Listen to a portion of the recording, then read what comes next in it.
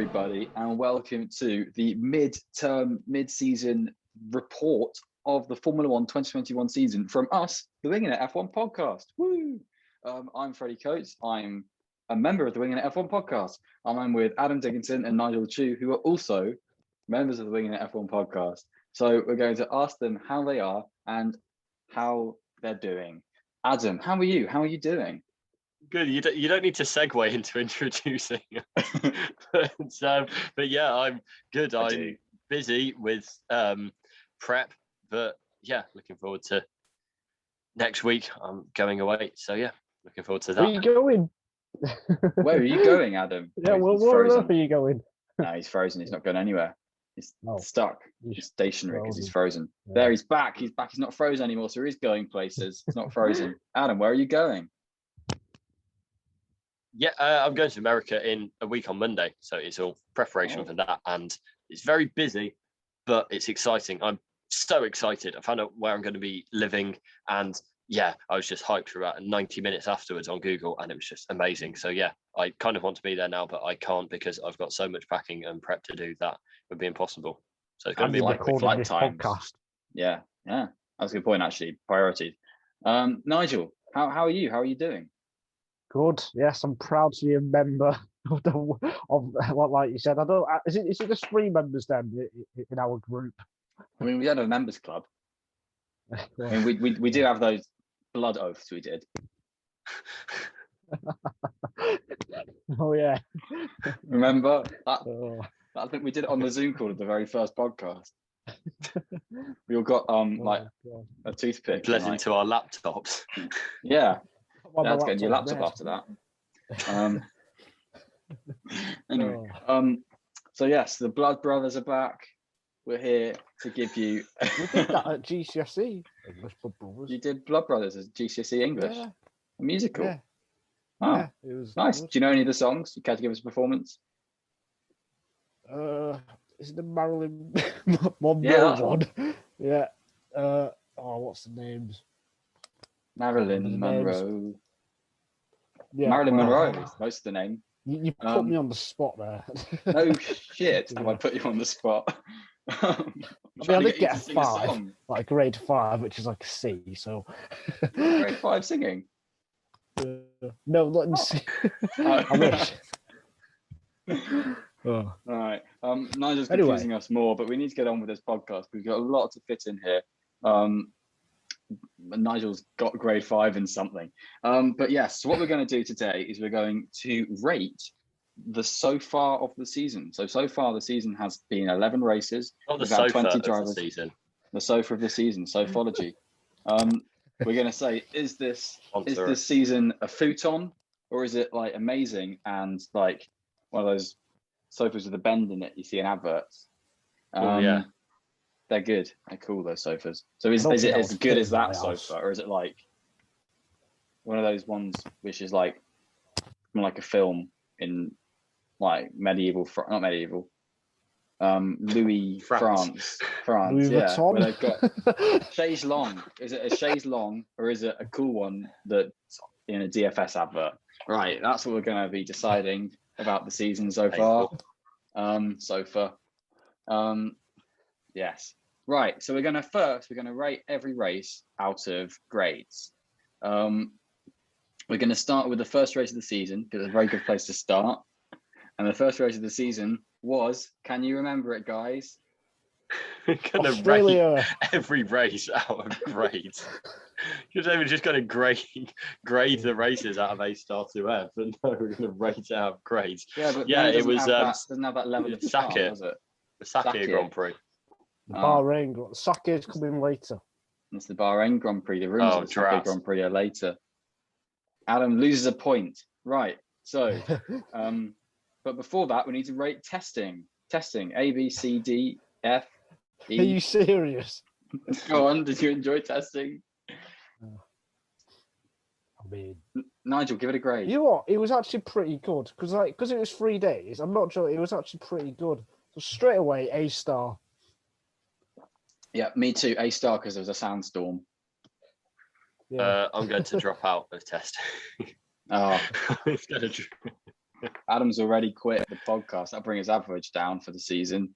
No, just that one subject. I'm just going to drop ungradable awarded of the season. It's not a you. It's just I didn't just decided not to take it. I had too many other subjects and just dropped out before it got to the exam. It's not a difficult concept. This analogy has so many layers to it. I love it. Right. So first we're going to go to the Bahrain Grand Prix, which is the first Grand Prix of the season. Nigel, do you care to sum it up for us in 2 sentences? Absolutely brilliant. Lewis Hamilton versus Max Verstappen all race long. Yeah, I guess it was a bit controversial, and it was great. And I think 2 sentences. I think the BBC Checkered Flag podcast summed it up well by saying best season opener since ? And it's itself a while. Yeah, it was a fantastic start to the season and has really set us up for the championship battle that we've had. Sometimes the season opener isn't kind of that representative of the season that comes. I guess last year would be a good example of that, but this year it has definitely, put, just completely showed what the season is going to be about with the battle at the front, and then Norris and Ferrari, McLaren and Ferrari kind of pushing up at the top of the midfield, and it's just it's fantastic place to start. Yes, definitely. I'm going to go straight in with an A. Same. I'm going to give it an A star, because the top 2 drivers, I think we forget how good it was, because I feel if it was one of the more recent races, we would have been going, oh, that was unbelievable. And it went down all the way to the last lap with, Verstappen going off track as well, and having to give the lead back. They were chasing each other. Hamilton doing 28 laps on the hard tyre or something, which was remarkable to put himself in a position to try and win, and he did. I think an A star for me. Actually, I think you've convinced me. I'm going to put that down as well. I think especially because it was the season opener and we've not always had a, fantastic race like that to start the season. But it was as good as it gets, I think. It really was. Yeah, I guess the kind of the kind of reason I wasn't giving it a star to start with was, I guess it from what I remember anyway, it was just kind of the lead battle. There wasn't too much going on outside of it, but you can't really. That's not a criticism. You can't say it's just only a fantastic full race battle for the lead. So yeah, exactly. I don't think it's the race of the year. Well, actually, is it the race of the year? We'll find out. We'll see. Because now we're going to move on to the Emilia-Romagna Made in Italy, Del Emilia Made in Italy Pirelli Grand Prix, whatever it was called. Imola, which was the second race of the season, 3 weeks after Bahrain. And half an hour before the race started, it started to rain. It rained. We had a wet race. Pretty good fun. I enjoyed it. Yes. So are we going to go straight with grades on this one? Adam, do you have a grade for Imola? A. A? Yeah. I think so, an A. And qualifying was just as good, wasn't it? With Norris nearly getting pole, and I think only 2 temps split. Bottas getting pole. Ridiculous. Yeah. No, Hamilton did.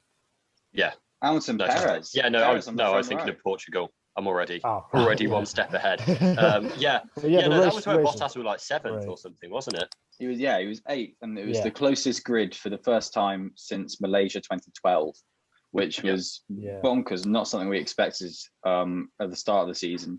I would say, it's knocked down from an A star mostly by the fact that we were denied a bit of a fight for the lead after sort of half distance when Verstappen sort of romped away.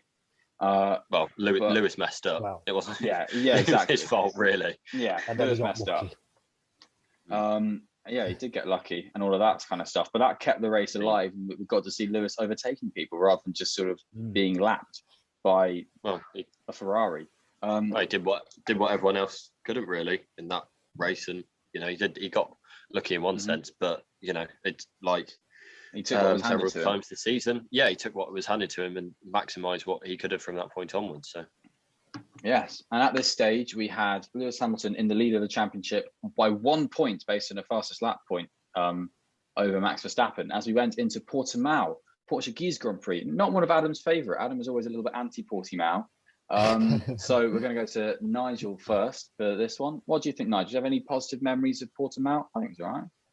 Well, Hamilton and Verstappen for the third race in a row, they went wheel to wheel. I think twice. It was first Verstappen overtaking Hamilton on the safety car restart, and then Hamilton brilliantly came back down the inside against the pit wall, and then he overtook Verstappen and then overtook Bottas to win the race.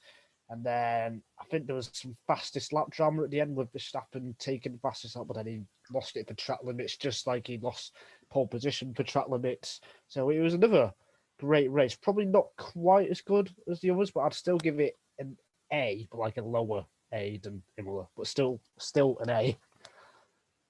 I think for me, I'm going to give it a B because it had those things like you say. It had that fight at the front, which is really, proper no holds barred racing between three cars for the first half of the race, which I think was very good. And the gap stayed relatively close until the end of the race, but there wasn't that drama for the second half of the race, for the second stint. It was just kind of there. And so that's why I'm rating it down for that. Yeah. Adam's going to go straight in with like an E or something, isn't he?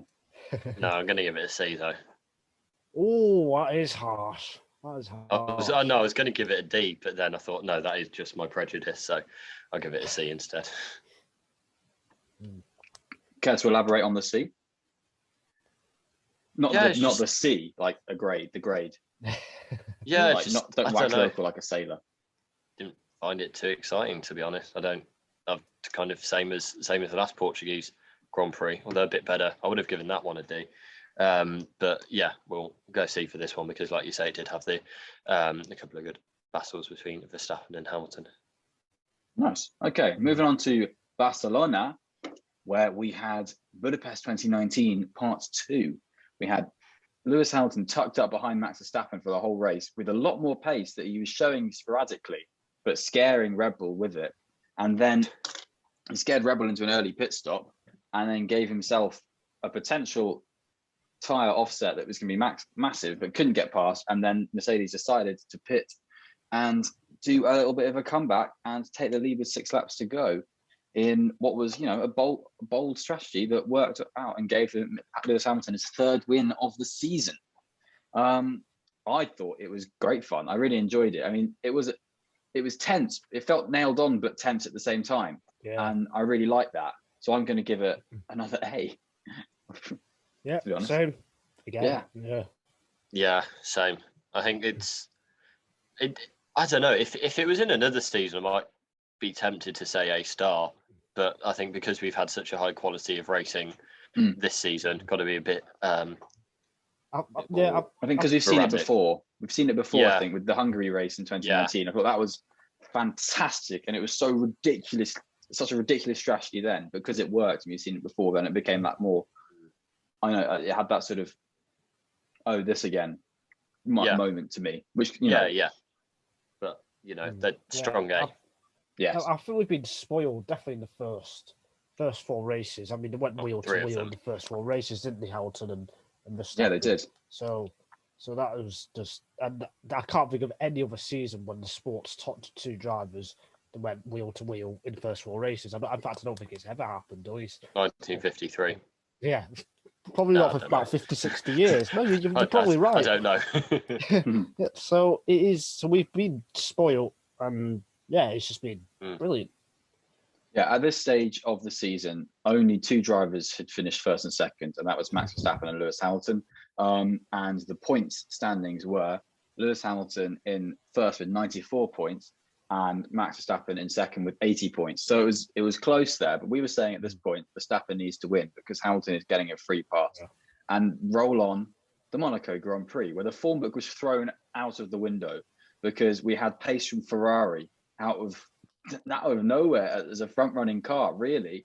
And what we got was a pole position for Charles Leclerc with none other than championship leader Lewis Hamilton, who had his best start to a championship ever, down in 7th place.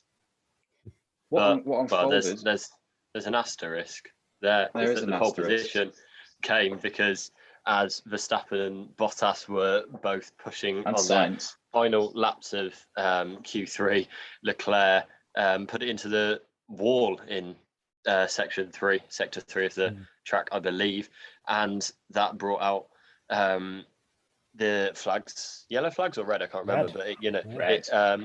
And no one else was able to finish their session, so that was a tense end to it. And what happened the next day was that Leclerc wasn't able to take pole position because he got a DNS because his car was too damaged, and that was that. He wasn't able to. It was a drive shaft, I think. Drive shaft on the other side of the car to the side that hit the wall. So it actually was Verstappen lining up in second place, but the first driver, and Bottas upgraded to the front row. Yeah, and lots transpired in that race that I thought was good fun. We had fantastic strategies that worked really nicely with the overcut for Aston Martin, for AlphaTauri, for Sergio Perez in Red Bull. Went from wherever he was, like 8th to 4th. Lando Norris ended up 3rd. Carlos Sainz ended up 2nd. With the pace come off for 72 hours. Bottas had one of the longest pit stops ever in Formula One, but was only completed in the factory. And Carlos Sainz kept pace with Max Verstappen, who went on and won the race and put himself in the lead of the championship and put Red Bull in the lead of the championship for the first time since 2013. I really liked Monaco. Obviously a lot of people go on and go, oh, it's not a race and that kind of thing, but it was saved by the storylines around it. And the storylines around it just made me really enjoy the afternoon watching it. I'm going to give it I don't know if I've been overly generous with some of these. That's the thing, because the only on-track bit was Sebastian Vettel's exit from the pit lane. Well, the only on-track bit was a replay of Lance Stroll bouncing over a curve. I am going to say C for the race, but I really enjoyed it. Yeah, I think I'm going to say C as well. Probably the worst race of the year so far. Maybe. Well, now we know what the bottom grade is. I don't think it's the worst race of the year so far. Maybe not. Neither do I. C. I might give it a B, actually. I think especially because it's Monaco and it was a good Monaco Grand Prix, which I'm factoring into my grading. So yeah, I'll give it a B. It was quite, especially the first 20 laps or so were pretty dull. But like you say, there was, lots going on around it. McLaren had their Golf livery as well. And yeah, so smile. Yeah, give it a B. Yeah, B. B from Adam for Monaco. I think actually, just for the people with time among you listeners, I think the Monaco Grand Prix Review podcast was one of our best ever episodes.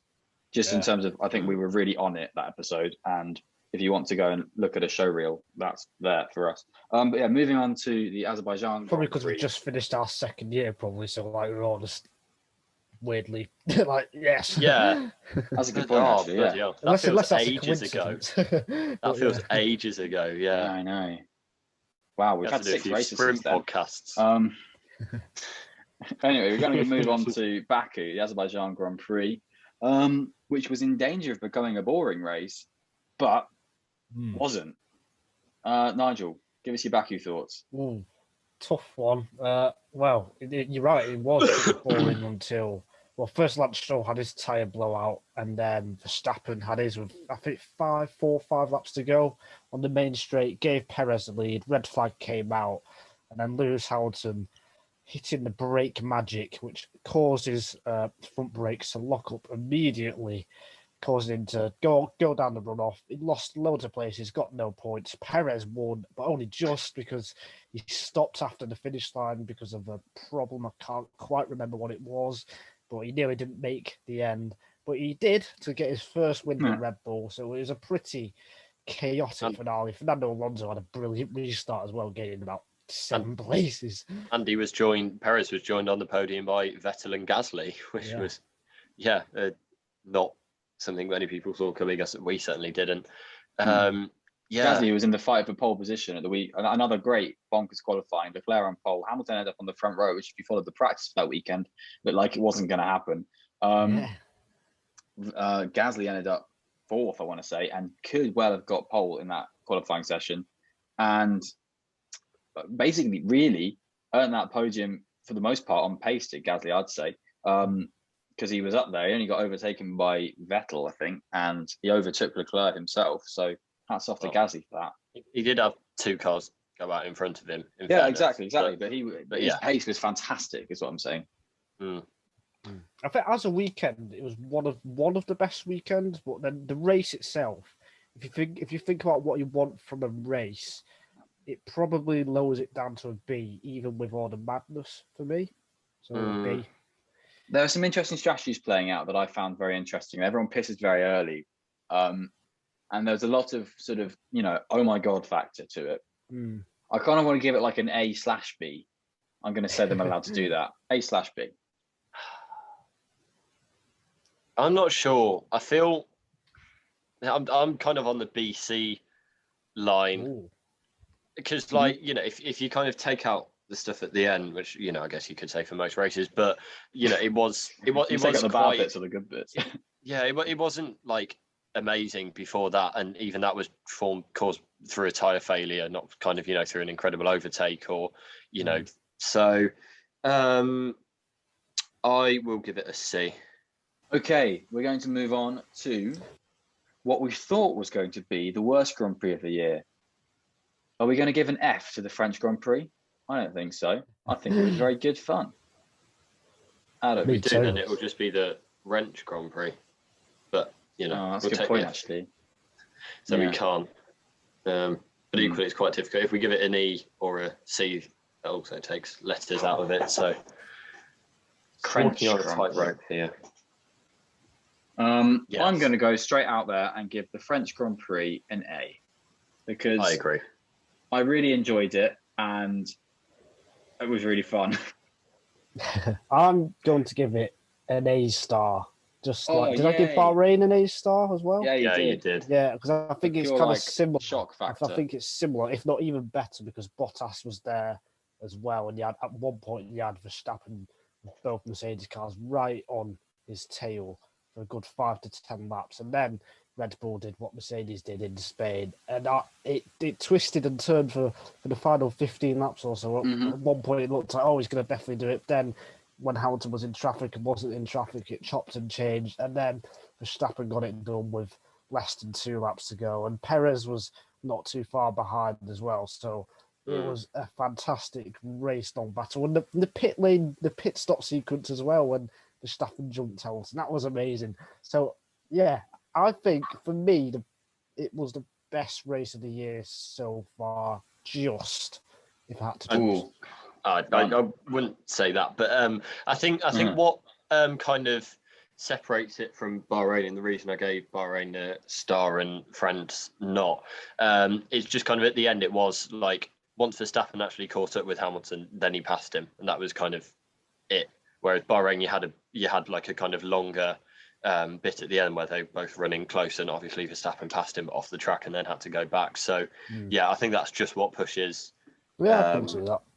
Bahrain above and France down to the A. But it's the most unexpected race of the year by far for me. Good fun. And just a really, really enjoyable race at Paul Ricard. But most unexpected positive race of the year. Yeah. And we're going to move on to the first of the 2 Red Bull Ring rounds, the Styrian Grand Prix, which I don't know. Do we think the Austria rounds were a letdown? I'm giving them both B because I can't really remember I can't remember. Well, I'm going straight in with a D for Styria. That was the race where all I can remember happening was Perez nearly overtaking Bottas at the end. And that was it. That was the Grand Prix. So that's the Styrian Grand Prix, getting a D. I'm giving a D as well, I think, because I can't remember much, and that's not a good thing. I don't know. From what I remember, I enjoyed them. I kind of enjoyed watching them. I won't remember them, but I did enjoy watching them, which is why I'm giving them a B, even if I can't remember much about either of them. Wow. Yeah. Oh, for both of them, for Styria and Austria. Yeah. Wow. Okay, cool. Nigel, what are you doing for the Austrian Grand Prix then? I think Austria was a little bit better, so I'm going to give it a C. But it wasn't that much better, but it was a little bit better with. Was that the one when there was turn 1 drama with Leclerc and Gazza? Was that Styria? That was Styria. The one with Lando Norris. Well, holding off Norris, there you go. Mercedes, That's basically yeah. fighting the Mercedes for the whole race, which I thought was very fun. But was also just kind of like there. It kind of had that kind of. So I'm giving that a C. And yeah. So actually, I think I'll downgrade Styria to a C. I'll go CB. I think Styria was probably the worst race of the year so far, if I had to choose. Yeah. Not really cool. Yeah, I remember it just being a bit tedious. When you have like so many good fights to the front, and this one is just Verstappen building a gap every lap. Not every race can be great, can it? No, exactly. No, that's why Portugal's on the calendar. And we're going to move on to the British Grand Prix, which obviously had pronouncing it in a British accent either. A British Grand Prix. That's me and Adam. Thanks, I'll take that. Obviously had a focal point, which was lap 1. But I think following that, it was a very interesting race with Hamilton closing in on Leclerc late on and on Bottas as well, actually, to be fair. And I think, for just kind of like the drama of it, I'm going to give that an A for the British Grand Prix. I'm going to go all out and say it was an A star. Oh, of course you would. All right. I think everything kind of everything around it, the full crowd definitely helped. I really enjoyed the Friday qualifying, as I said before. And the race itself, it was just so drama filled. It was the most drama filled race of the season, I think, and a few seasons probably as well. So it's I probably wouldn't be saying that if Verstappen had won and Hamilton had crashed out, but that's why it's my rating. So I do. I think you're admitting your bias straight away. I'm not gonna that, but it's my ratings, and that's part of my subjectively. I would give it an A star, but not just because of that. It's just. I'm not just saying that because Hamilton won and got pole and didn't get pole. Sounds like you are, mate. No, it's not. I'd still give it a high A, and but if I'd give it a high A regardless. But I just think subjectively, with all the factors, particularly the crowd and an incredible first lap battle, I'm going to give it an A star, and that's fine. I mean, we've all got biases in this, but you've defended this well. Or you've not. Defended it well. Don't worry, you've defended it well. And if you want to carry on defending it, because you went on for ages with that. Nigel, I'm gonna give it an A. Of course you would. No, because I prefer typical Dutch fan. I prefer a battle. If I was a Dutch fan, if Verstappen had won that, I'd be giving it an A star. We all know that. No, because I don't like it when the top two drivers crash out, or one of the top two drivers crash out. So, an A. Cool. Right. Moving on to the race which is the race that I think had probably the most drama of the season, the Hungarian Grand Prix. And I don't know, I'm kind of feeling I'm giving it an A star. I think it was great. I really enjoyed it. And just you'd look at the leaderboard and see, Ocon's in P1, and just be like, and all of that for the whole thing. And I kind of haven't had a Grand Prix for a long time, really, where I've watched for the whole thing and it's been sort of grinning. And I had that at the Hungarian Grand Prix, so I'm giving that an A star. Oh, you've got to give it an A star. Like if I give, this is the only race of the season where I give it a 9, which in England is like the new system where you've got 8. You got grades 1 to 9, 9 being the highest, and 8 to 9 are A stars, but 9's like an extra A star, if you get what I mean. And this is the only race that I put for that. There was just everything. There was the at the start there was the chaos at turn 1. There was the rain coming before the start, then there was the chaos and the red flag, then there was the absurd restart after the red flag, with just Hamilton taking the start and everyone else pitting, him pitting the next, like Ocon taking the lead and Russell going into second or net second before it looked like he got an issue, and then he didn't, but he was out, but Williams still got points, and there was that, and there was Verstappen completing the race with half a car as his engineer, said Hamilton coming all the way through on, looking like he was out of it and then coming back. But a fantastic battle with Alonso that we waxed lyrical about last week. Yeah, I think the only negative is Vettel not getting his podium, which felt like it was deserved and would have been liked, especially after his LGBTQ plus stance over the race weekends. I think that's really the only negative for me. And, I understand completely why they did it. But looking back, that's literally it. Everything else was just completely fantastic. And yeah, that's why it's an A star, and as many stars I would be able to give it in this exercise, which is 1. So I have. Nigel, Absolutely. do you have anything left to say? No, A star for me as well. No, yeah, that's what I hope. Adam and I will carry on the podcast. Absolutely, Adam's absolutely correct on everything there. It was absolutely fantastic. It has to be an A star with all of the drama, and it was the perfect race in a way to kind of round out an amazing first half of the season. So many great races, and I think if you put most of the races in any other season or most of the seasons, they would be like top 3 races the whole year. Yet we've still got 12 more to go, so it's absolutely been a classic season of Formula One. Yeah, we started with an A star. We've ended going to the summer break with an A star from all of us as well. I think 2021 is a ridiculous Formula One season that we have so far been having an absolute ball with. Not halfway through yet. When we get to whatever, I don't know, lap 22 of the Belgian Grand Prix, we'll be halfway through. Depending on what happens with the calendar and whatnot, will we get a Texas Grand Prix as well as a United States Grand Prix? Probably. Will we get a Sao Paulo Grand Prix? No one knows. So we'll have to wait and see, and we're going in blind. I mean, but why not?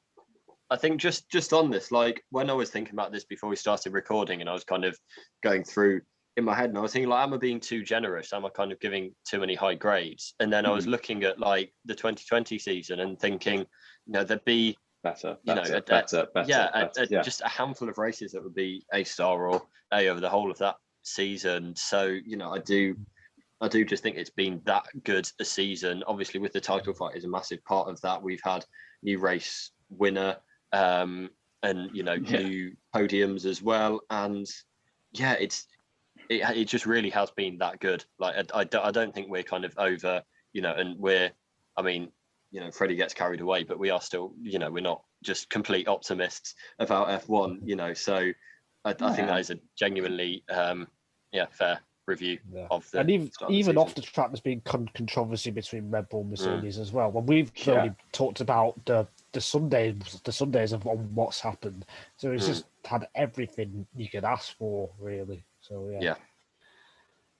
So now moving on to part 2 of this mid-season report. We were going to rate all the drivers in a similar way. I think we might need to rattle through this one a little bit quicker because there are 20 drivers to get through. Thankfully, we haven't had any random call-ups. We need to add like a 21st driver in there. And thankfully for the drivers, actually, as well. But yeah, we're going to go in reverse championship order. So that means we're going to start with everyone's favorite Russian-American team, Haas, your Alkali Haas F1 team. So right, let's go straight in there. Nikita Mazepin. Nigel, grade him for me, please. I mean, he's going to get the lowest one. It's got to be an E. I thought we were doing F as the lowest. So the lowest one that I'm going to give. Oh, okay. It's not been that bad to give an F, but he's not been great. I'm going to give him an F because he shouldn't be on the grid in the first place, I still think that, and he's not done anything to convince me otherwise. And I guess the best you can say is that he's finished most of his races, although he's bookended it with 2 retirements. But it's, just F. It's not. I'm giving him an F because he's done one good thing, and it was a good overtake at Silverstone. That's one good thing, not enough, really. Cool. Mick Schumacher. Has he lived up to the hype? A star. If we could grade this into team rivalry, I'd actually put it quite high. It's like more entertaining than anything in the worst team on the grid deserves to be. It's difficult to judge, which is why I'm going to let one of you go first. I'm going to give him a C. I think he's been solid, And I don't often use that word, but there's nothing. I don't think he's impressed, but he's done his job by beating Mazepin by quite a bit in most races. So C for me. Yeah, I'm going to say C because the competition hasn't been there really.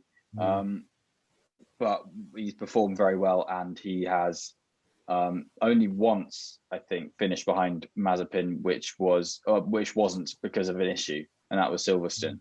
And that was just because the tyres anyway. Engine in Monaco meant that he had to drop back, and he still caught up with him.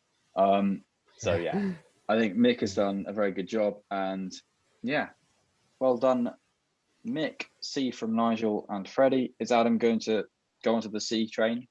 Yeah, it's middling. Yeah, it really is. I mean, we need to kind of wait and see for Mick Schumacher, really.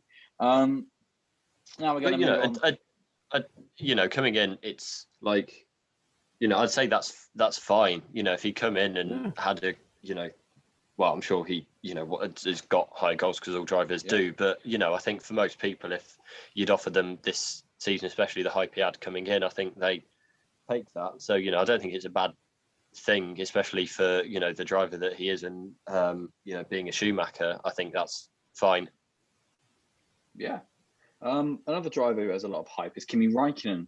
Alfa Romeo driver, 2007 world champion, most experienced driver in Formula One, outqualified 7-4 by Antonio Giovinazzi, I want to say.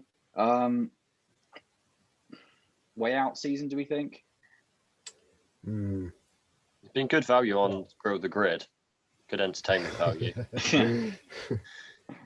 I think Räikkönen, I think some of his best drives have gone under the radar, and not everything's been his fault because the Alfa Romeo strategy has been pretty terrible at times. But I think it's going to be another C because I don't think he's clearly well past his peak and has been for some time, and he's not shown anything this year that is going to return somewhere near that form. Last season, that's another question, I think. But C for me. Yeah, I'm saying C. I think that phrase you mentioned there, Adam, middling, it's all I can really think of now. And being outperformed by Antonio Giovinazzi is, I don't know, C/D really. CD-ROM. I'll give him a D. Yeah. It's on the borderline, but I guess maybe it's just being outperformed by Giovinazzi isn't fantastic, and I'm pushing him down. Moving on to Giovinazzi, I'm going to give him a definite C. Yeah, I don't think he has been outperformed by Giovinazzi. I think they've been pretty equal, so I'm going to give him a C as well. I don't think one's been better than the other, which isn't great for Giovinazzi because, as we've talked about in the past, he really should be beating someone who's 42 years old, 41 years old now. So I'll go C as well for the same reason, really, except I think he's been a bit better. What about Nicholas Latifi, Williams' highest point scorer since 2017? I think. I can't remember how many Lance Stroll got in 2018. Might have got more, so might not be the case. But he's obviously the best driver there. Wow. Adam, drop your Latifi bombshell. Go C. It's obviously a bit difficult to kind of compare with Russell. I was tempted to go B just because he had a good Hungary. But I don't really think you can justify that, so I'll go C again. I'm going to go D.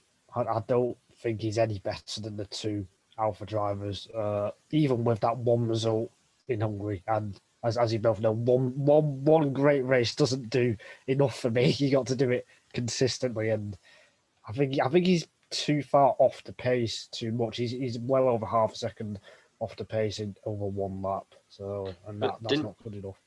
Didn't you give the Alpha drivers a C? Yes. So I was giving him a D. Oh, I thought you said that you thought he was the same as the. Well, I don't think he's been. What did I say? Did I say that? I thought you said that he wasn't as good as them. Yeah, but I might be wrong. Who knows? Well, if that's what you think, that's why it's a D. That's why I'm going D. You look at, we have got a very, very good driver in the other side of the garage, George Russell. But George Russell's only Q1 exit was the Hungarian Grand Prix, and Nicholas Latifi's only Q2 exit. I think I can't remember which race it was, but I think he's only done it once. So Yeah. I think it might be in Imola. So it's that kind of thing. It's the gap to his teammate is just too big, and the signs of improvement haven't really come through so much. I mean, he's more comfortable, and he's apparently very, very clever with the team and knows what to ask for and things like that, and is helping the team in that regard. But it's just the track performances have been lacking, and that's where it matters. George Russell is the driver on the other side of the garage for Williams. He's finally broken his duck and got points, but I don't know, there's been a lot of missed opportunities for George this year. I'd say Silverstone, he just went back. Big crash at Imola. He was on for points there as well. Yeah, exactly. So where are we saying? I think Nigel's going to go with something harsh. No, I'm going to give him an A. He's overrated. No, I'm joking. I mean, him and Norris are the two drivers that have kind of turned my head in a good way this year. I really think they have both stepped up a lot.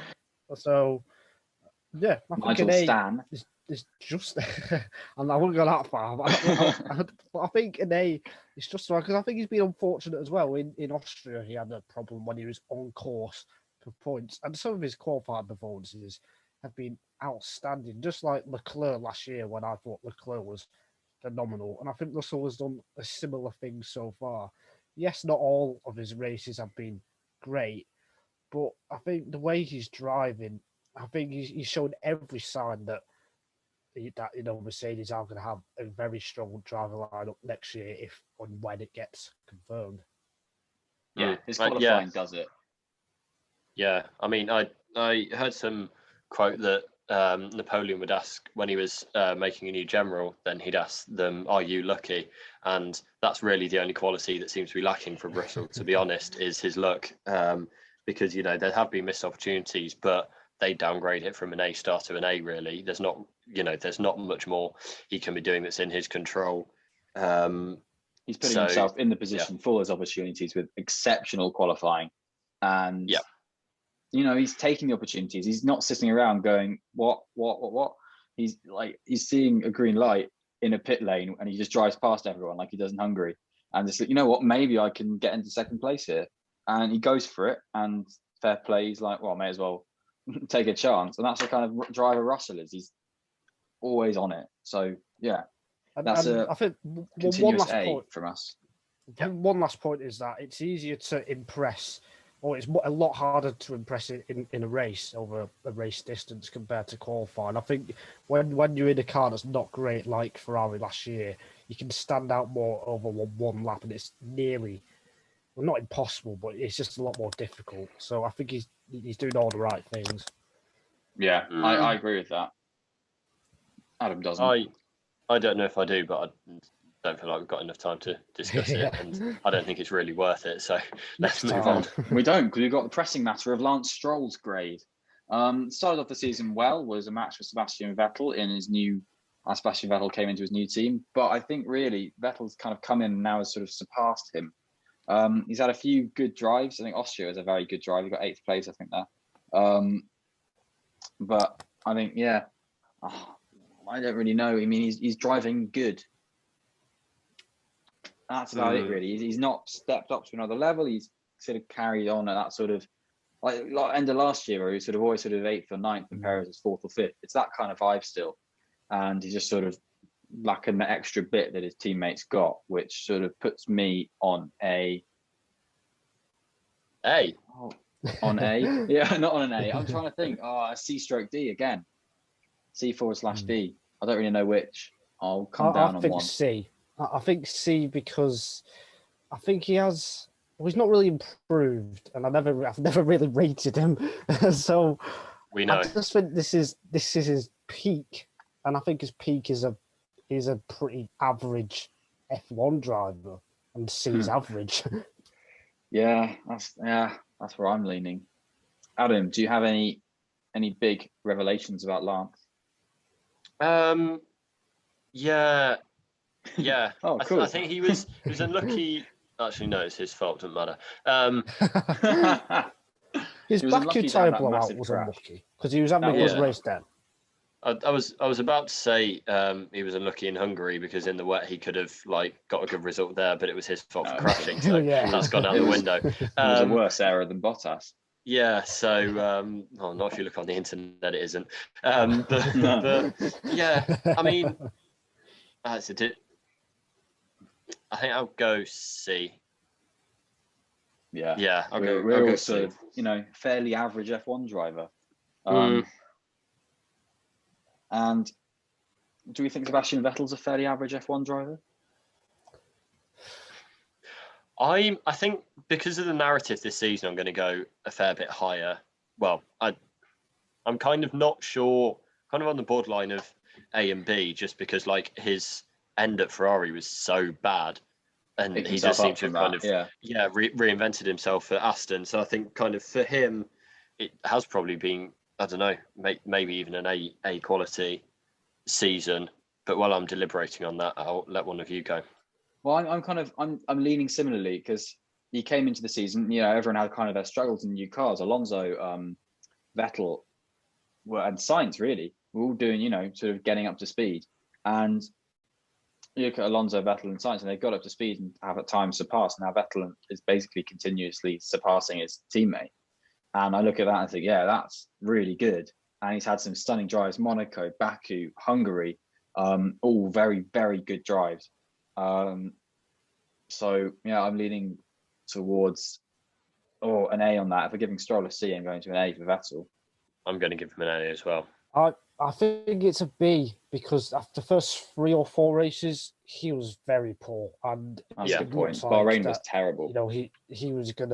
He wasn't improving from last year, and I don't think we can forget how bad he was because he was behind Stroll by quite a bit, making silly mistakes. So I kind of think it's kind of that short term, like recent memory thing where people remember the most recent races and how good he was. So I think they're gone. That's fair. But I mean, on the flip side, to me that does, you're right. We can't forget that, and he was pointless in his first 4 races, but to then kind of just be able to turn that around, I think kind of adds more to it than if he'd gone away over the off season and then come in and kind of had that fresh start and gone and just been kind of where he is now. I think, I get what you're saying as well, but I think that adds more as well to the turnarounds and the comeback that he has had, that it's been mid-season and that he has just kind of had to dig himself out of the hole at Aston Martin. So, yeah, but, I get where you're coming from. That's a good point. But I also don't think that Stroll is able to match him quite often, I feel, on raw pace. I don't think Vettel is kind of beating him how I thought he would, if that makes sense. So I think he gets a B for me for that. I think he's still the question marks lowest for the latter half that of I'll the give. season. Lowest A that I'll give. Yeah. There's still question marks for the latter half of the season for this grade, I'd say then. There's definitely a part 2 to come to see if Vettel can get any more above Stroll or so on, or if Stroll can keep at a level with Vettel. And that will probably be answered in December. Who knows? Maybe Hopefully we'll do December. that. Yeah. It'll be answered in September when the season just ends after the Belgian Grand Prix. Now, guys, have you got your tickets for the hype train? Because it's time to talk about Yuki Tsunoda. Hurrah! He's got to be an A star. Surely he's the best driver ever. Or was he just okay in Bahrain? And we've got to remember that. Yeah, I don't know. I don't know whether to give him a bit more leeway because he's a rookie. But I don't feel like an F. I don't feel like I can grade him the same as Schumacher. So for that reason, I'll go D. Yeah, I think D as well. Too many mistakes, and we talked about this quite often. He's been a bit better more recently.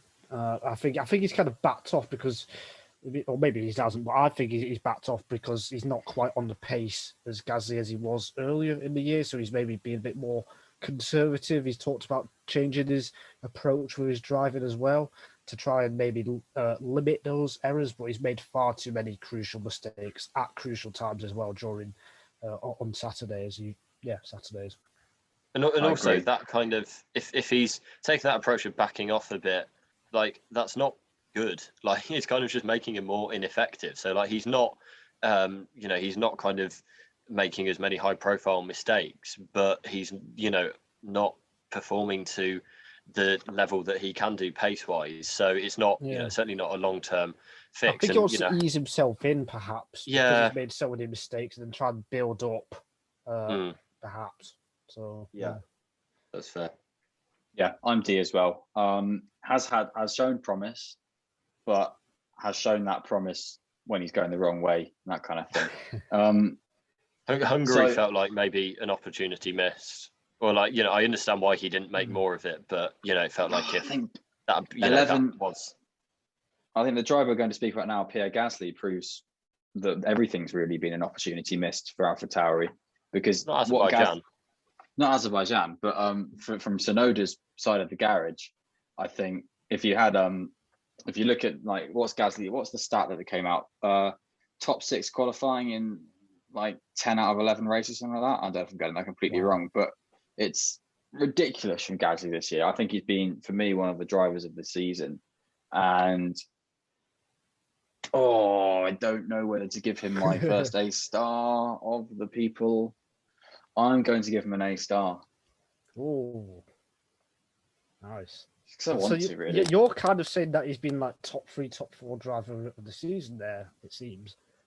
Yeah, it seems like I am. Yeah, I can see that. I really can, because I think I know I've just done it, mate. Very impressive, and he was excellent last year, and he's been just as good this year. He really has turned things around unbelievably well, and he's made Tsunoda, like, obviously Tsunoda's a rookie, but he's made him truly look like a proper rookie, if that makes sense. Like Tsunoda hasn't come in and taken any momentum or whatever, and I think Gasly has been great, but I think it's an A. I don't think it's quite an A star for me. Yeah, I'm torn. Yeah, I'll go an A. AA. Accident and emergency, whatever it is. It's kind of. I think my dilemma here is I feel like this will set the tone for a few more drivers who are kind of on the borderline. So I'm kind of just not sure which way to... Yeah, I think for me there's a few drivers I would like. That's a good point. That's a good point, because that means I'm now going to give a lot of A stars. Yeah, that's what I'm thinking. So I'm going to stick with A. You can do that, Freddie, if you're a nice marker, unlike our GCSE and A-level markers. Well, I'm just trying to think of a mistake Gasly's done, and all I can think of is Bahrain. They do A pluses in America, or is that just like a movie thing? I don't know. Or like an A&a-half. I know it's just like a general like A plus or A minus and stuff. So no, that's blood types. I think he's had some performances that have been absolutely phenomenal. So it's just like, I don't know, there's been a few opportunities, isn't there? Yeah. I mean, he was unlucky in Austria. I'm sticking with it. When he got hit by the cars. I'm locking myself in. Figuratively, I can still get out if I want to. Yeah. Is that my first A for a driver? Russell? No. Oh yeah, Russell. Yeah. Yeah. Russell. Mazepin? No. Yeah, Mazepin. A for arsehole. Right, Daniel Ricciardo. I gave him an F for... No, sorry, carry on. Daniel Ricciardo, is this going to be a very, very, very low grade? Yeah, I'm going E. Because somehow he's got 50 points out of that car. Yeah. I think I'll agree. D, I think even though we know how much, I think he's really underperforming, which he is. That's a fact. I don't think he's been worse than Mazepin. I don't think he's been as bad as Mazepin, just because he's not. So I think a D. We know how bad he's been. Can he turn it round? I don't think so. I think he's fortunate that there's going to be some big rule changes next year, which might help him. Which might help him, because I think psychologically, I think he's gone. He doesn't know where the time is, how to gain that time, or how to do it. And I think he's in very big trouble. And there's going to be a pretty long season for him.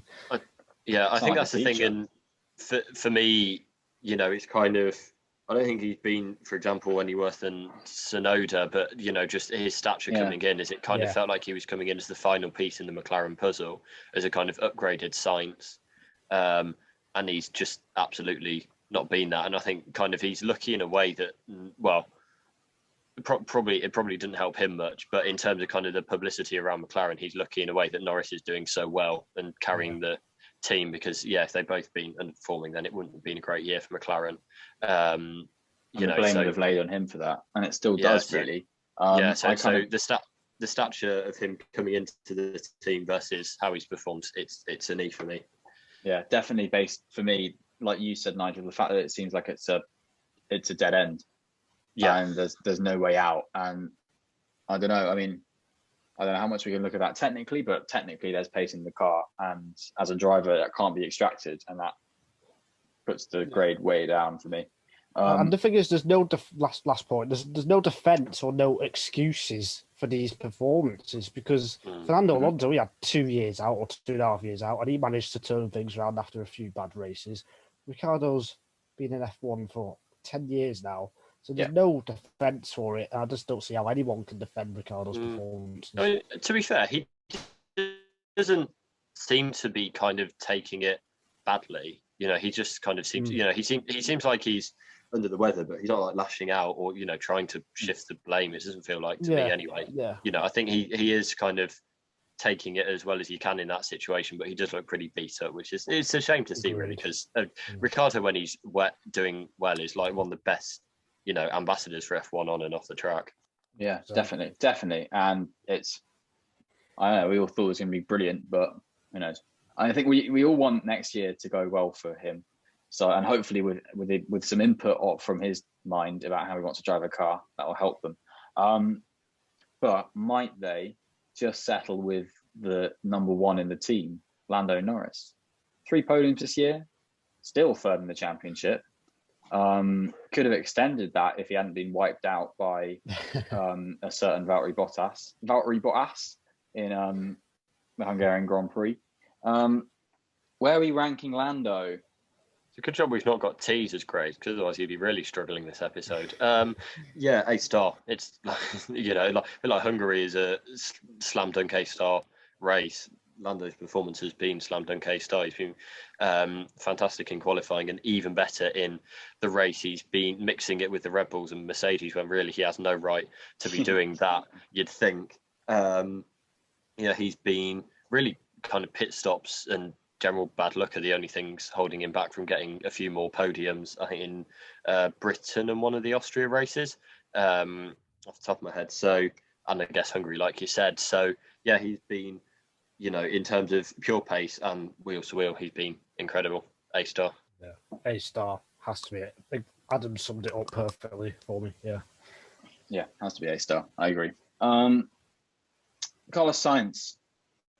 We were talking about him earlier in the year as probably the best of the team switchers. Adam had a very happy moment when he realised he's ahead of Leclerc in the championship. So I wasn't very happy. I feel like that's setting the baseline quite low. Very happy. He was running around this room when he found out. I was pleasantly surprised. Adam was happy. So, Adam, what's that happiness resulted in? A difficult decision. Just a star, not even an A-star. That's the whole star. Kind of gut reaction, I would have said he's less than Leclerc. And this was kind of my issue with Gasly, is I felt like if I gave Gasly an A-star, I'd need to give both Ferrari drivers an A-star, and I didn't want to do that. So, but I don't know. I'm really torn. All right, we'll go to Nigel quickly. I'll come in. I think I might go A-star just because of the way he's come into the team, and I think a lot of us thought it might be a bit of a death wish going in there, especially the step back they made last year in terms of constructors. So I think with all that, I'll give him an A-star. Nigel, you said A? I think A, just because I think it's been pretty split between him and Leclerc, and I don't think Leclerc has been as impressive as last year, and as I'll talk about in a minute. And I think Sainz he's doing absolutely brilliantly, but I don't think he's quite as good as Norris so far anyway. But nevertheless, he's been excellent this year. Yeah, that's the same as me. I'm going A for Carlos. Actually, yeah, I think thinking about it a bit more and hearing both of your thought processes has convinced me to downgrade it to an A. So sorry, Carlos, but still been a fantastic season and certainly exceeded my expectations. Yeah. Carlos Sainz, A. I'm going to give Charles Leclerc an A as well, because Nigel alluded to a few things there in his Carlos Sainz testimonial, and I kind of feel, there's been some brilliant peaks. There's been some, average bits as well. Like when it's gone badly, when France with the tyres, Sainz coped way better with that than Leclerc did. Leclerc ended up 16th in that race and that kind of thing. But then you've also had the fact that he was on pole in Baku and that he nearly won the race in Silverstone, which are just ridiculous performances. So you've got some great bits, but you've got it inconsistently, which is, he's only in his fourth full season in F1, let's remember. So that's kind of fair. But yeah, it's an A performance of the season for me. Hopefully he can do more of the A-star level drives, because he's done some. Hopefully he can do a few more of them over the second half of the season, because he's got it in him. Yeah, that's what I forgot to say about Norris. With Norris, I can't think of many mistakes he's made throughout the 3 years in F1. Was with Leclerc, even with Verstappen in his first 3 years, they made a lot of mistakes, and Norris hasn't done that. But Leclerc gets an A from me as well. I think he's been slightly better than Sainz if I had to choose, but not that much better to get a higher grade. Yeah, I'm going to agree. I think if he'd turned the Monaco and British Grand Prix positions into wins, he'd be an A-star, and he really wasn't far away from doing that, to be honest, but he didn't. So yeah, I'll go an A. Yeah. And I don't know, do we sort of think that in years to come, like with Sainz being as he is, do we think in years to come Sainz and Leclerc could be very, very evenly matched and would be fighting for head honcho at Ferrari maybe in 2022? I think so. I mean, I think they've got the best driver lineup on the grid. I thought Red Bull before the season, but I think Ferrari, without a doubt, have the best driver pairing. Not Alfa Romeo right now. Yeah, not Alfa Romeo. Yeah. I don't think so. I think Leclerc will always have that, but I think I can see why you say it, and I wouldn't be surprised if that does happen, but I don't think it will. I'm enjoying them both doing well. I really like them both, so I hope they have a good second half of the season. And third in the championship is very good for Ferrari. I don't think we would have said that at the start of the season. So right, for the fourth driver of the top three teams, we're going to go Sergio Perez. Top two teams even. Sergio Perez. What do we think? I don't know. I can kick off this. I think I'm going to go B, because I think he's tailed off a bit in the last couple of races, but I think he was integral in the French Grand Prix win for Red Bull in terms of strategy they were able to do there. He picked up the win in Baku when it all went pear-shaped for Hamilton and Verstappen.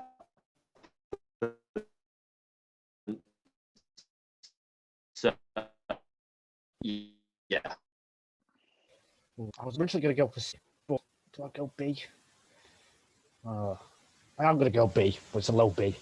And I think he's definitely shown more than Albon and Gasly did at Red Bull. He's shown that he can do it. He even beat Verstappen in qualifying at Imola, which was remarkable considering the nature of Imola and how tough a circuit it is. And it was only his second race as well. So I think he's definitely got the potential to be what Red Bull need, which Gasly and Albon didn't have during the times. Yeah. Red Bull need. Well, we'll wait and see. He definitely has to improve though from the last three races, because he's not been good enough. But I think he's shown more than enough potential on pure pace to help Red Bull to the championship, I think. Yeah, I Freddie, agree. You're giving him a B. He's getting a star performance from him at somewhere. Go away. He's helped Red Bull in the championship F in the fight, chat. which is really good. You got to get an L grade, mate. And No W's for you too. He's helped them in the championship fight, which is great, which is something that Albon and Gasly couldn't do really, because that car should really, in at least definitely 2019, should have been second in the championship, and it wasn't. So I think, the fact that they've only just relinquished the lead of the constructors' standings, I think is very good. But Nigel's right with what he says. Needs to do better in the next 12 races. Yeah, the big test will be the pressure in the second half of the season. I don't think he's felt the pressure yet, but I think with the championship, the way it's happened, the way it's panned out, with the tension being right up there between Mercedes and Red Bull, the next 12 races will be a big test to see if he can be in the fight. Yeah, I think British Grand Prix is probably a big miss for Perez. Really, he should have. I know Leclerc out-qualified him, but he should have been there fighting for the win, and it was that mistake in the sprint race that really, really hampered his weekend, which was his fault. So we can't, it's not a Diddums for him, but that feels like a big nearly moment where that's the first time someone's used the worst Diddums in this podcast. If he won, then I think I would have. If he won, then I think I'd be probably give him an A, or I'd be a lot more solid B anyway. So that's a tough one for him. Yeah. I'm interested to find out your grades for the next guy, which is Valtteri Bottas. Who's going to kick off? I'm interested to find out my grade for Bottas as well. All right, that means Nigel's B as well. I think B for Bottas. B for Valtteri. Yeah, B for Bottas. I think he's been similar to Perez. I'd say. I don't. Oh, actually, I'm not sure. But he's not having a great. He's not having a great I'm season. Thinking out loud here. Yeah, think out loud. I mean, it was better than sitting there in silence. I mean, I'm trying to think back to previous years. He seemed a bit closer to Hamilton, but this year he's not. But that said, he has done well in Hungary. He definitely did the job. but other races, I think after the race, we've kind of thought there wasn't much more he could do. It's kind of what we expected. He didn't do anything wrong, but he didn't do anything exceptional. But that's what you have to do to beat Verstappen and Hamilton. So, and I think he's just not at that level. So I think a B sounds about right. I think he's been struggling to beat Norris at a few races, which kind of doesn't feel like where that Mercedes should be. Whether that kind of says more about Norris, I don't know. But I think, there's definitely an element of Bottas in there. In Austria, though, like he was there when Hamilton had damage, a bit like Perez when Verstappen had his tyre blowout in Azerbaijan and stuff like that. So I think that's why I'll give them the same grade. Yeah, I can't. It feels like I think he's had a better season than Perez, or I'd say he has anyway. But I don't think there's enough of a difference to put him a grade up. So I'll go for a B as well. I think he could. I agree. I still think he could have a decent part to play in the second half of the season, though. Definitely can. He's shown he's got very good pace, and when he's finished races, really, he's finished on the podium. Frankly, and I'd say he seems to be coming a bit more into form, whereas Perez seems to be falling out of it. So be interesting to see whether that carries on. But we can't. I don't think we can give him a higher, or I don't think I can give him a higher grade just based off that. So I'll go B. I think that's really where we're all at. B for Perez. And it's going to be crucial if they can step it up to an A grade. Season. Could be the difference in both championships. It could be. And the championship fight is between two drivers, and that's Max Verstappen and Lewis Hamilton. And we're going to discuss Verstappen first, because he's second in the standings. Go with your Verstappen convo, boys. Got to be an A star. I mean, he hasn't done much wrong at all. It's his first proper title fight, and he's driving superbly. I think he's been the best driver this year, just ahead of Norris. And he's unlucky, been very unlucky to not lead the championship by 20, 25 points possibly. Luck is part of the sport, and I think the good thing with Verstappen is that he doesn't let it get to him. And I think he will continue to drive the wheels off that Red Bull and continue to put in outstanding performances every single weekend. And I don't think he does have an off weekend. He's just been brilliant. Yeah, me too. It's interesting that we're hyping it up for the Alpines last, saving the best till last. But in the meantime, I forgot about that. So did Freddie. Anyway, I think. Oh God, I did. It's. Oh well, I mean, we don't really need to rate them, do we? I just went. Oh, I made a note of everyone. I was like, wow, they fit on the page. Damn. All right. Oh, never mind. Never mind. On his back. Yeah. Yeah, we can do another podcast on them next week. Verstappen's got to be an A star. I think Nigel said it all. He's not really put. I just don't see how. It can't be. Neither do I. No, nor me. Before we go on to Lewis Hamilton, you spotted my test, which was the Alpines. You guys are on it today. Well done. And I wasn't. Adam was. Oh yeah, Nigel did. I didn't. We've spoken about Fernando Alonso as well. I mean, we went straight on from AlphaTauri to McLaren. I thought then that was an interesting jump, and then we got into the McLaren and Ferrari discussion. That's because I noted down up until Gasly. I was like, okay, well, we'll do after that afterwards. And I just didn't. Apart from the Alpines, which we just won't do. Yeah, apparently so. So Esteban Ocon, do you guys want to give him a number or a grade? Oof. I think a grade, probably. Anyway. I think I'm going to give him a B. Even though Esteban Ocon. I don't. He had a few tough races after he signed his contract, weirdly enough, which he probably deserves. And he was beating Alonso earlier in the season. I thought you were saying he deserves the bad races, and I realise you're saying no. He deserves his contract, his 3-year deal. But I think it's a high B. I just don't think he's been at the level of Leclerc, Gasly, Sainz, even though he has been pretty good. And he was one of the drivers that we talked about who really isn't, and he's. Well, but it's not been very good, but I think it's been good. It's been good enough. Well, I think I'll give him an A because that wasn't meant to be that. Firstly, he's it's the same kind of Vettel situation that he looked like he could be coming in for a tough season, and he had a great start and kind of went off the boil a bit in the middle. But also he's won a race. Like that's got to be worth a whole grade on its own, surely, for a team like Alpine.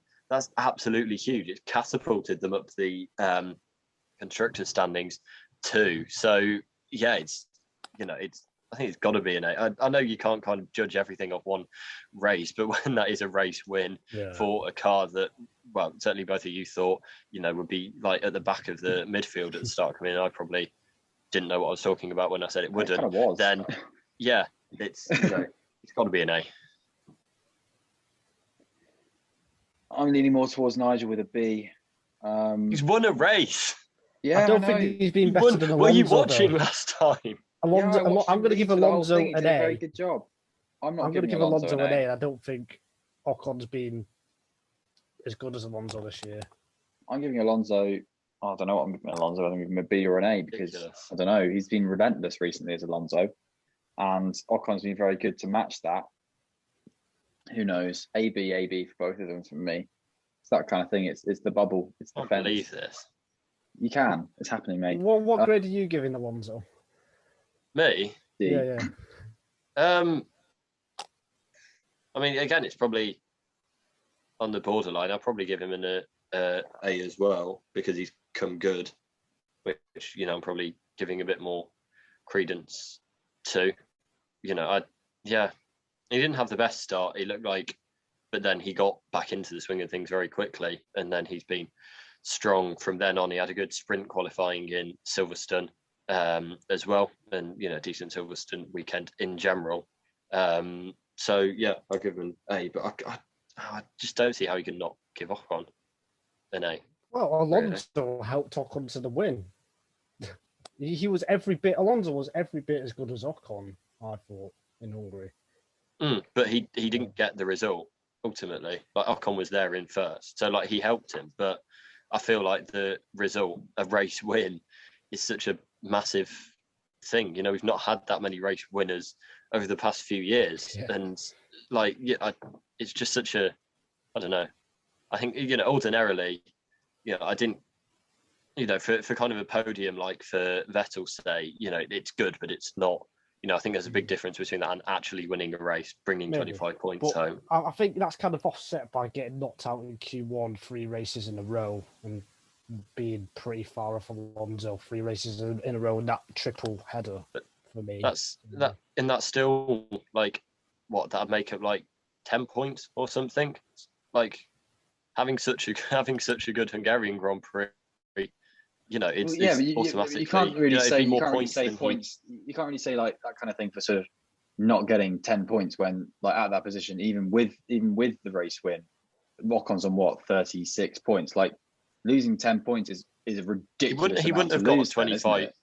He wouldn't have got 25 points from those races. Points. No, I agree for Alpine, that many points. But I think saying because they're in a. I think having a Q1 exit one at a time.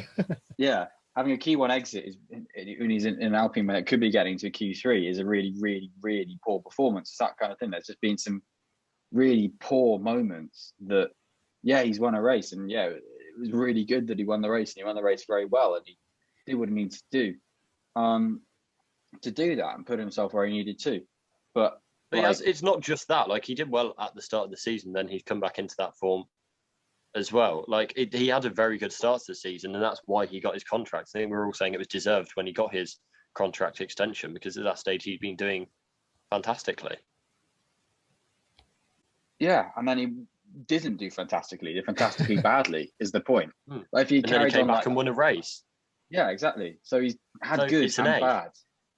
Cool. You're giving him an A. Very good. Yes. Good. We knew that. Should be. No, but you're not, which is the problem. Cool. That's why. Okay. Can we go back to Hamilton? Here comes another argument. Oh, right. Well, this is. I'm going to give him an A. I don't think he's been anywhere near his best. I think he's very fortunate to be leading the championship, and I think he will have to improve if he wants to win an 8th world title. He's made some crucial errors in Baku, Imola, Silverstone. The red flag saved him. So I think it's an A. Yeah, I think getting lucky shouldn't be a reason to. Because he's made loads of mistakes. No, it's the mistake beforehand. The going off the road in Imola and that kind of thing. I thought this year it would be Verstappen who would be making these silly errors because he's not had the experience. Well, it's kind of reverse. They've kind of reverse roles in a way. And I think Hamilton has made. He's just not on his best form. And I think apart from Hungary, Verstappen has either been better or equal to Hamilton at every race. Apart from Hungary, where I think Hamilton was better over the weekend. So I just think Hamilton, he's fortunate to be leading the championship. And I think an A is my grade. I think because you add up sort of going off the roads at Imola, the woeful Monaco performance, and then the magic at Baku, where he just slipped and hit a button, but he did that and lost the win and went to 15th, or whatever it was. And I look at that and think, I'm afraid I can't award an A star for that. I mean, even Hungary, we thought it was his fault. Well, I thought it was a team error, but I mean, if you're talking Hungary, then he was unlucky that there was a red flag behind him because if it hadn't, then he would have been away. Yeah. That's what Hungary to the back of the grid. So and he still Hungary had a fantastic was a team thing. Hungary's a strategy thing. That's different. But he was unlucky there to lose a win. I think if you kind of going off all of that, so he still did a fantastic drive. Well, you are, but I didn't. Talking about red flags, talking about saving by red flags. But if we're talking about got this result saved by red flags, there are other results or a result that he's lost because of that. I think Hungary was still a fantastic drive in the end to come back through to third and then became second, take advantage of that. And, Imola, yes, it was a bad mistake, but he still recovered. It cost him a possible 7 points, 6 points because he got the fastest lap. Because, he still may not have been able to overtake Verstappen. He did really well in Bahrain, which is a win that I didn't expect him to get, to be honest. And then again, like Silverstone, in the end, it didn't cost him any points. It wasn't, I don't think it was a massive mistake in the first lap anyway. But it didn't cost him any points regardless because he got the win. And because he got a red flag, which saved him from retiring. It's just one of those. He still come through and won the race. Right. And are you giving him an A star? Yes. How was he in the same category as Norris and Verstappen? The annoying thing is, we're running out of a lot of time in this podcast. Oh. But he's to be leading the championship in a Mercedes that has been slower over a lot of the season to Verstappen. I think, it's just been that he is still leading the championship, and I think that's a good achievement. I don't think anyone else, bar Verstappen, maybe Norris in the car, would be able to get that, which is why I'm putting him in the same category. Wow. Nigel, I'll just have to disagree. Yeah, I'll just have to disagree, Freddie. I just don't think he's been in the same category as Verstappen and Norris. Nowhere near. In fact, I don't think he's top three. What do you mean nowhere near? What? So he's been a B? No, he's an A, but I don't even think he's the top three drivers. He really hasn't been at his nowhere near his very good best, obviously. But I just don't think he's been an outstanding season. I think he's been good. Ooh, what's your grade, Freddie? Sorry? Oh, I gave him an A. Oh, did you? Yeah. Because there's been some very poor errors, in my opinion. But there have been some very, very, very good races as well, which is why it's an A.